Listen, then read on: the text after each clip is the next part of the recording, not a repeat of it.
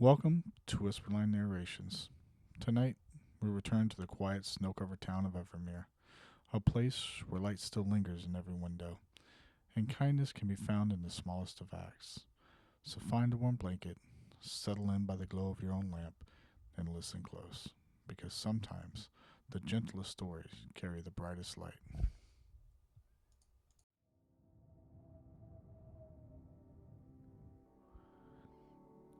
In the quiet town of Evermere, where the snow never seemed to fall the same way twice, a single street lamp burned through the winter night. Its golden light pooled on the cobblestones below, steady, warm, and patient. Across from the lamp stood Vale and Son's shoe repair, though there had been no sun for many years now.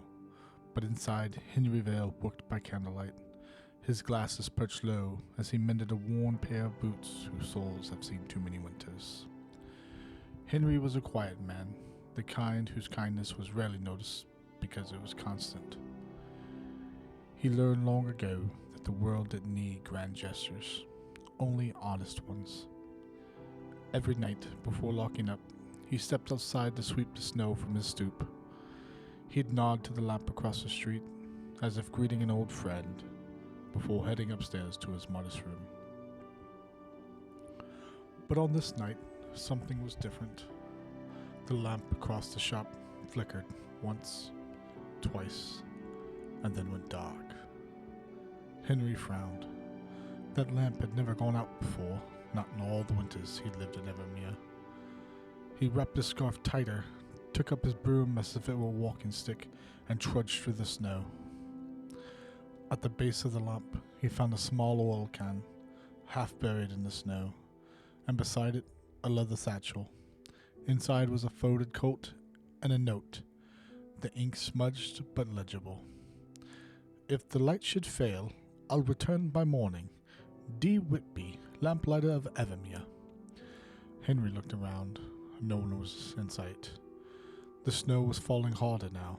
He felt a tug in his chest, the kind that tells you something isn't right. So he did what any decent soul would do when no one was watching. He went to work. It took 3 matches, 1 stubborn wick, and a frozen pair of fingers, but soon the lamp's glow returned, brighter than before. As he stepped back, wiping the soot from his gloves, Henry heard faint footsteps behind him. A boy, no more than 10, stood at the corner, shivering and lost. "Are you alright, lad?" Henry asked softly. The boy sniffed and pointed down the street. "I can't find my house, sir. Everything looks the same in the snow." Henry smiled. "Well then, we'll let the light show us the way." He took the boy's hand and he led him through the falling snow, the lamp's glow following them like a gentle promise. By the time they reached the end of the lane, the boy's mother came running, tears in her eyes, voice breaking with relief. When Henry turned back, the lamp across his shop still burned bright, casting light on the freshly swept steps of Vale and Son. And across the street, the sign of an old toymaker's shop, long closed now, caught the glow just right, as if to remind Evermere that kindness never truly leaves, it only changes hands.